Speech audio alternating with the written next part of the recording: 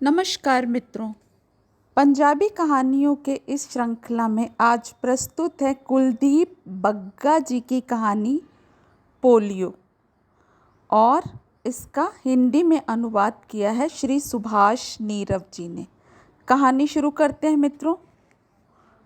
मणिका उन दिनों बेहद निराश्रय हो गई थी। उदासी में वह चुपचाप अपने आप में डूबी रहती।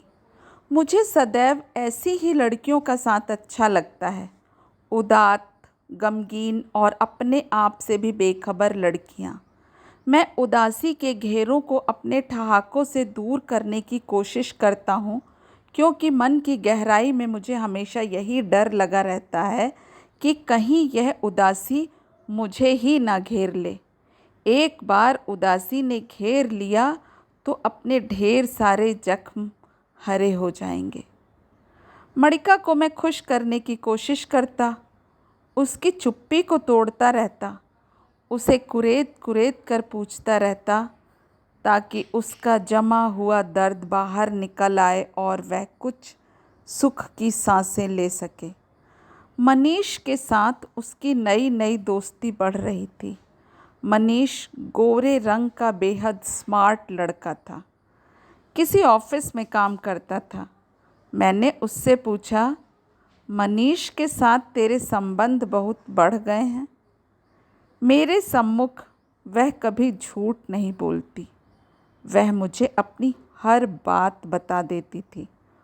उसने हाँ में सिर हिला दिया। वह कुछ कहने में संकोच या लाज महसूस कर रही थी।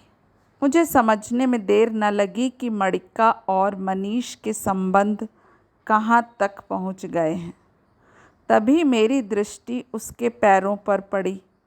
उसके पोलियोग्रस्त पैर के बारे में सोचकर मैं काँप उठा। मैं उदास हो गया।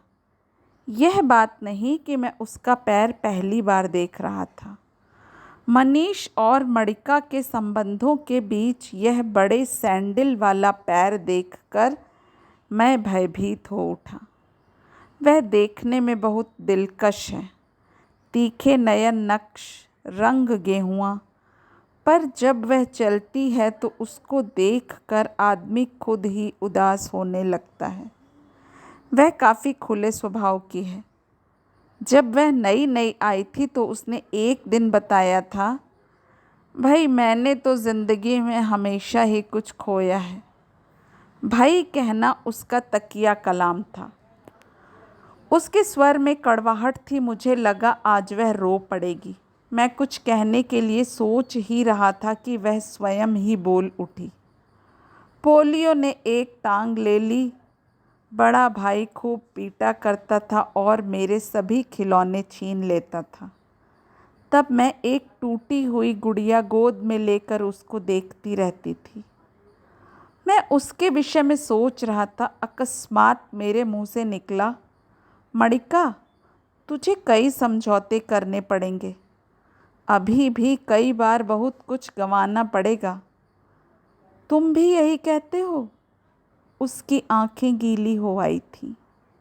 मेरा भी गला भर आया। मैंने उसका हाथ धीमे से दबाया। हम दोनों की सांझ गहरी ही होती चली गई।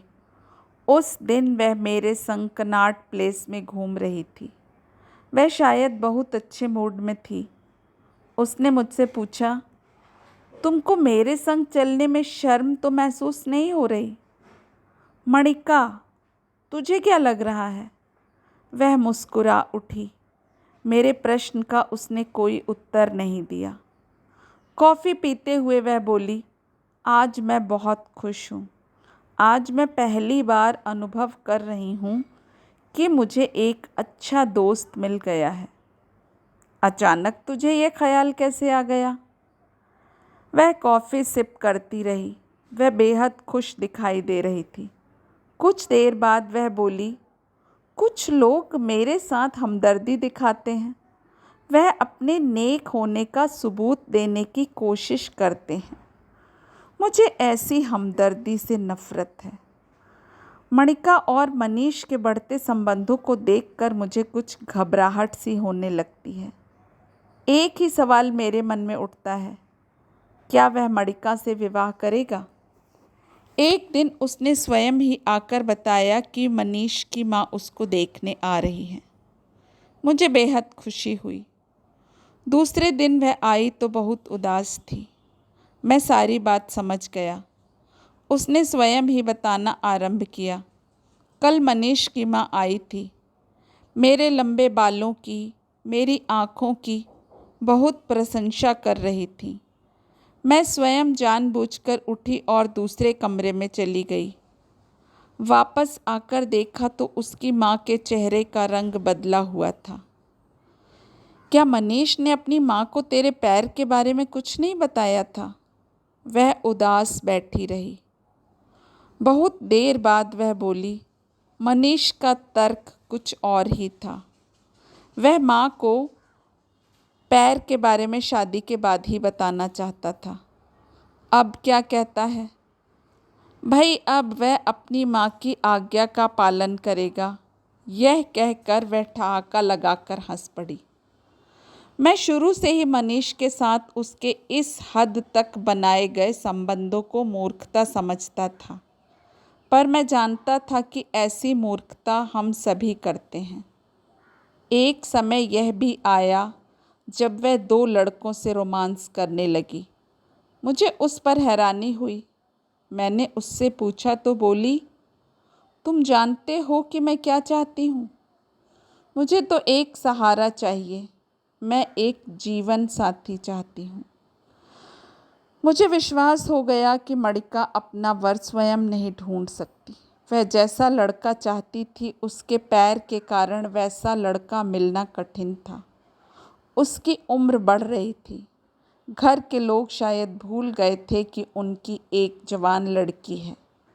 मणिका अब बिखरती जा रही थी। शादी कोई ज़रूरी है शैलेंद्र? कभी वह कहती, अब मेरी शादी नहीं हो सकती। उसकी और मेरी बातचीत बहुत बढ़ गई थी। मैं चाहता था कि उसकी शादी शीघ्र हो जाए। उसकी उदासी मुझे हर वक्त चुभती रहती। मेरे एक दोस्त ने उसके लिए एक लड़का बताया। उस लड़के की दोनों टांगें रेल से कट गई थीं। वह अच्छे व्यापार में लगा हुआ था। उम्र के हिसाब से भी वह मणिका के योग्य था। मैंने एक दिन मणिका से कहा, मैंने तेरे लिए एक लड़का ढूंढ लिया है। अच्छा? एक फीकी सी मुस्कुराहट उसके चेहरे पर फैल गई। वह बात टाल गई। दूसरे तीसरे दिन मैंने फिर वही बात दोहराई। तब वह बोली, बताओ ना, वह कैसा है? मेरी पसंद तो तुम्हें पता ही है। यह सुनकर मुझे कपकपी सी महसूस हुई। मणिका, शादी और पसंद बिल्कुल अलग अलग चीज़ें हैं।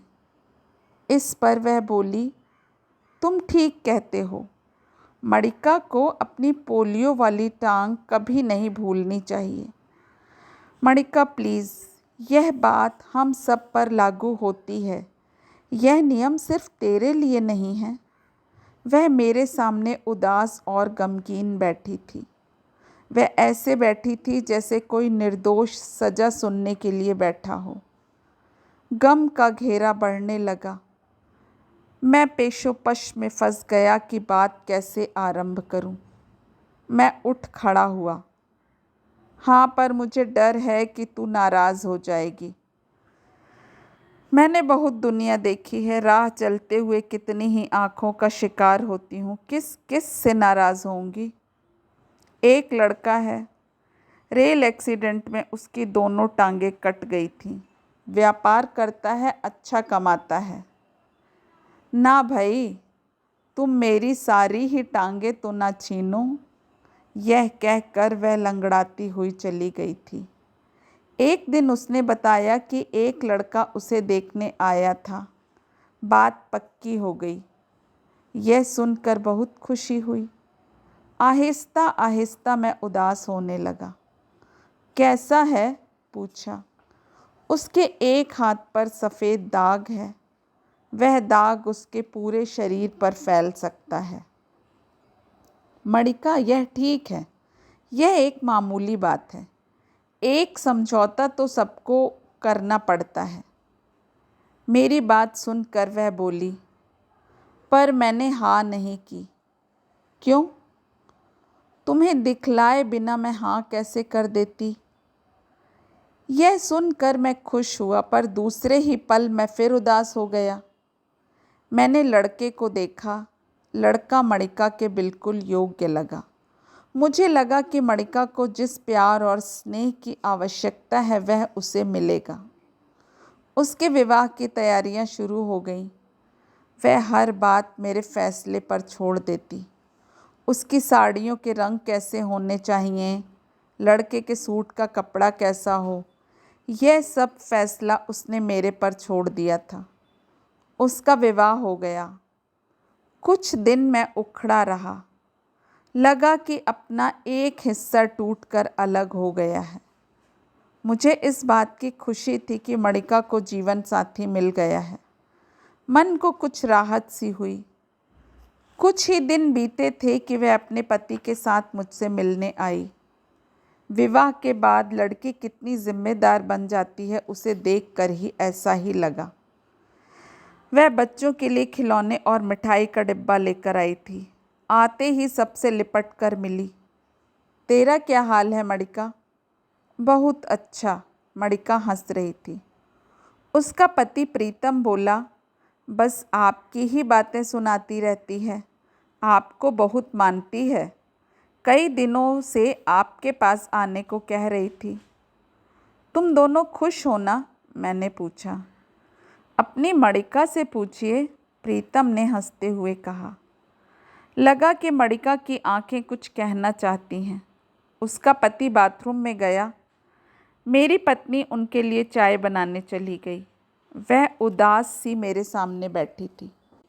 तभी बच्चे अपनी दीदी के खिलौने दिखाने आ गए। उसकी आंखें कुछ कह रही थीं, वह कुछ बताना चाह रही थी। कुछ दिन बाद उसका फ़ोन आया। क्या तुम कुछ समय निकाल सकते हो? क्यों? बैठकर कुछ बातें करेंगे। उसने नई दुल्हन जैसे कपड़े पहन रखे थे। अजीब तरह की महक उसके कपड़ों से आ रही थी। मैंने उसे छेड़ने के मूड में कहा, हनीमून कैसे मना रही हो? वह चुपचाप मेरे सामने बैठी थी, अपनी साड़ी के पल्लू से खेल रही थी। कभी कभी उसकी चूड़ियों की खनक सुनाई देती। सुहाग रात ठीक रही ना? वह आंखें नीचे किए साड़ी के पल्ले को गांठें लगा रही थी। किन विचारों में गुम हो गई हो? मैंने फिर मजाक किया। उसके चेहरे पर फीकी सी हंसी आई। एक गहरा सांस लेकर बोली, वे तो इम्पोर्टेंट हैं। क्या कह रही हो? मुझे लगा कि कहीं जोर का धमाका हुआ है। मैं पूरी तरह से हिल गया था। तुझे पक्का यकीन है? मैंने फिर पूछा। हाँ, आंखें झुकाए हुए बोली। मैं उसके पोलियोग्रस्त पैर को देख रहा था। मुझे उस पर तरस आ रहा था। बेचारी मणिका। वह मेरे सामने बैठी थी और मैं कुछ भी कहने के योग्य स्वयं को नहीं पा रहा था। सुख मेरे जीवन में नहीं है। पिछले जन्म में मैंने बहुत पाप किए हैं, उनकी ही सज़ा भुगतने के लिए मैंने यह जन्म लिया है। मणिका, शादी के शुरू के दिनों में ऐसी परेशानी लगभग सभी को आती है। घबराने की ज़रूरत नहीं, इस सब का इलाज हो सकता है। वह पिछले कई सालों से इलाज करवा रहे हैं। फिर उस बेवकूफ़ ने शादी क्यों की? मुझे गुस्सा आ गया था। शादी ना करना भी आसान काम नहीं। माँ बाप, समाज और रिश्तेदार सबको शादी ना करने का जवाब देना पड़ता है, वह बोली। उसके चेहरे की चमक बढ़ गई थी। अब वह सहज हो गई थी। वह बोली, भाई हैं बहुत अच्छे, प्यार करते हैं, ज़िंदगी इसी तरह गुजर जाएगी। मैं चुप उदास उसके सम्मुख बैठा था। मुझे कुछ सूझ नहीं रहा था। मेरा एक दोस्त डॉक्टर है, उससे इलाज करवाओ, वह तुम्हारी मदद ज़रूर करेगा। मैंने उसको अपने डॉक्टर दोस्त का पता और फ़ोन नंबर दे दिया और वायदा किया कि मैं उसको फ़ोन करूँगा। अब वह जब भी मिलती, मैं एक ही सांस में कई प्रश्न पूछ लेता। इलाज चल रहा है? हाँ। कुछ फ़र्क पड़ा? कुछ भी नहीं। सारी रात जागते हुए कटती है, उससे कुछ नहीं हो सकता। वह रोने लगते हैं, उन्हें आत्महत्या करने के दौरे पड़ते हैं। मेरा मन करता है उन्हें पीट दूं, उनकी बोटी बोटी नोच लूं। मैं चुपचाप बैठा रहा, उसका दुख मेरे अंदर जमता जा रहा था। मैं चाहता था ठहाके लगाकर उसके घेरे को तोड़ दूं, लेकिन कर कुछ न सका। तुम ही कोई राह बताओ। तलाक ले लो, नए सिरे से ज़िंदगी शुरू करो। बहुत दिल करता है कि नए सिरे से ज़िंदगी शुरू करूं। तेज बुखार आए, पोलियो वापस चला जाए, क्या यह मुमकिन है? मैं उसकी बात सुनकर दंग रह गया। यह लड़की उदासी के घेरे को टूटने नहीं देती। मैं उसका गम बांटा करता था, आज मैं उससे हार गया था। बहुत देर तक हम चुप बैठे रहे। वह बोली, अब मेरे साथ कौन विवाह करेगा? मुझे प्रीतम पर भी दया आती है। वह कुछ कर ना ले, मुझ पर एक और पाप चढ़ जाएगा। एक बच्चा हो जाए तो तुम दोनों जिंदगी मिलकर काट सकते हो। अकस्मात मेरे मुंह से निकला। वह खामोश पत्थर सी मेरे सामने बैठी थी। मणिका, एक ही रास्ता है, गुपचुप समझौता। एक बच्चा हो जाए तो तुम दोनों एक धागे में बंधे रह सकती हो। मैंने कहा, छी छी, तुम किस तरह की बातें कर रहे हो? मुझे अपने ही सुझाव पर हैरानी हुई। शायद गम और उदासी ने मेरी अक्ल पर पर्दा डाल दिया था। क्या यह संभव है? एक मन कहता है कि जीने के लिए सब कुछ संभव है, पर दूसरा मन इसे काल्पनिक बात कहकर हवा में उड़ा देता है। दूसरे पल मुझे लगा कि कहीं मेरी अतृप्त इच्छाएं तो प्रकट नहीं हो रहीं। इस दिन के बाद से मणिका धीरे धीरे मुझसे दूर रहने लगी। मुझे लगता कि यह मेरा वहम था। उसकी गृहस्थी है, अपना परिवार है, उसका सास ससुर जेठ देवर सब, उन सब की और उसकी जिम्मेदारी है। उस दिन दफ्तर से लौटा तो पत्नी ने बताया कि मणिका गर्भवती है, 3रा महीना लगा है। यह खबर सुनकर मैं अवाक रह गया। पत्नी मेरे चेहरे को देखकर घबरा उठी। तुम्हें क्या हो गया? कुछ भी नहीं, यह सोच रहा था कि अभी कुछ दिन पहले ही तो उसका विवाह हुआ था। मेरे मन में तूफान उठ खड़ा हुआ था। हर सवाल टकरा कर वापस लौट आता, किनारा ना मिलता। दूसरे दिन मैं अपने डॉक्टर दोस्त के क्लिनिक में पहुंच गया। मैंने उससे केस के बारे में पूछा। उसने पूरी केस हिस्ट्री बताई। इसका क्या इलाज हो सकता है डॉक्टर? इलाज? वह मुस्कुरा कर बोला। मैं झेप गया। मेरा मतलब है कि उनको एक बच्चा हो जाए तो दोनों का जीवन कट जाए। अगर लगातार वे इलाज करवाएं तो संभव है। मगर मणिका को अब गर्भ ठहर जाए तो? मैंने कहा। फिर डॉक्टर चमत्कारों के बारे में बताने लगे। उसने मेरे साथ ही मजाक करना आरंभ कर दिया। मेरे अंदर कुछ हलचल सी होने लगी। अंदर ही अंदर मैं गम से घिर गया था। कभी लगता अंदर कुछ टूट गया है। मानसिक तौर पर मैं बीमार हो रहा था। अब जब भी वह मुझसे मिलती, कुछ जल्दी में ही होती। मुझसे दूर दूर रहने का यत्न करती। पहले की तरह अब पास बैठकर अपने दिल की बात ना करती। कभी वह भी समय था कि वह हर बात मुझसे कहा करती थी। उस दिन वह हमारे घर आई, पूरा दिन हमारे घर पर रही, बच्चों और मेरी पत्नी के संग बातें करती रही। मैंने मणिका से पूछा, प्रीतम का क्या हाल है? ठीक है कहकर वह बात टाल गई। मणिका, तेरा क्या विचार है? लड़का होगा या लड़की? मेरी पत्नी ने उससे पूछा। लड़का, उसने निश्चयपूर्वक कहा। मुझे आश्चर्य हुआ कि वह कितने आत्मविश्वास से बोल रही थी। मेरी पत्नी ने पूछा, उस परिवार में सबसे अधिक कौन अच्छा लगता है? मेरा जेठ। वह तो मेरा भगत है। वह हर समय मुझे घूरता रहता है, मेरी हर बात मानता है। उसके 4 लड़के हैं। एक दिन खबर मिली कि मणिका के बेटा हुआ है और अब वह अलग हो गई है। उससे मिलने को मेरा बहुत मन था। कई बार उसे फ़ोन किया पर मुलाकात को वह हमेशा टाल जाती। अचानक ही एक दिन वह मुझे मिल गई। मैंने व्यंग किया, मेरे संग कनॉट प्लेस घूमने में तुझे शर्म तो नहीं आएगी? क्या मतलब? मेरा मतलब है कि अब तू बड़े परिवार वाली है, तेरी ससुराल के लोग ही कहीं ना मिल जाएं।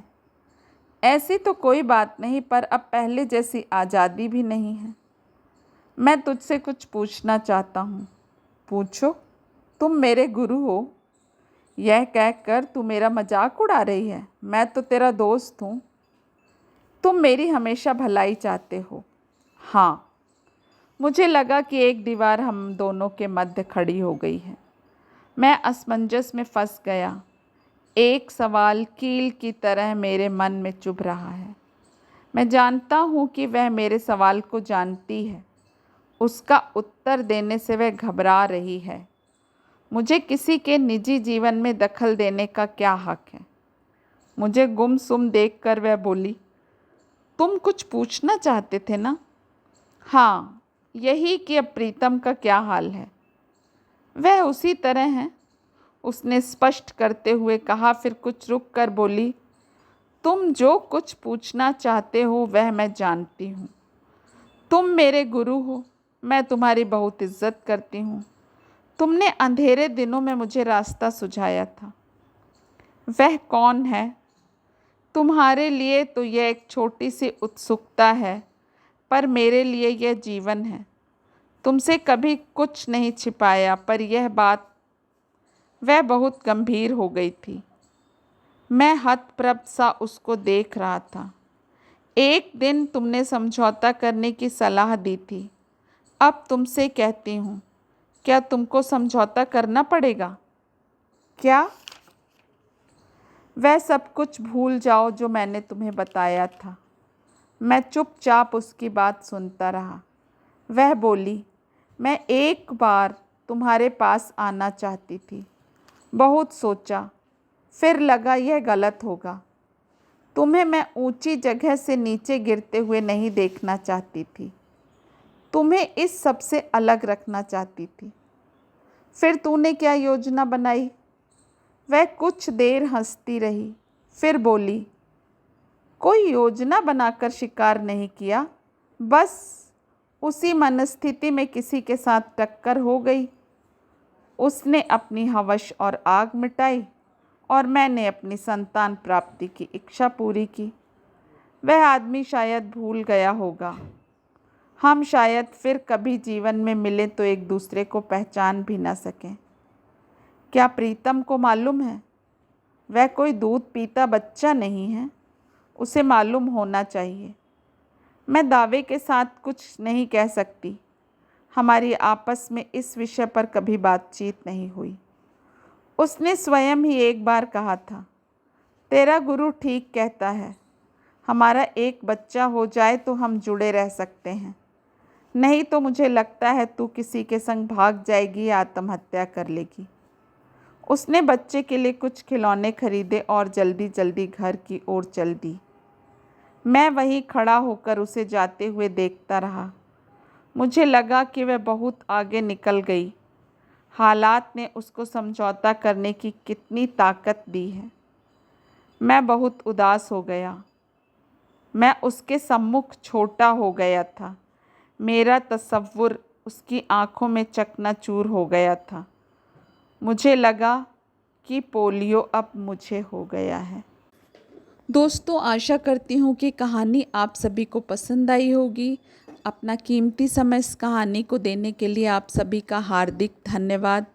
कहानियों का मेरा चयन आपको कैसा लगता है, कृपया अगर आप कहानी सुनते हैं तो कमेंट बॉक्स में मुझे कमेंट ज़रूर करें।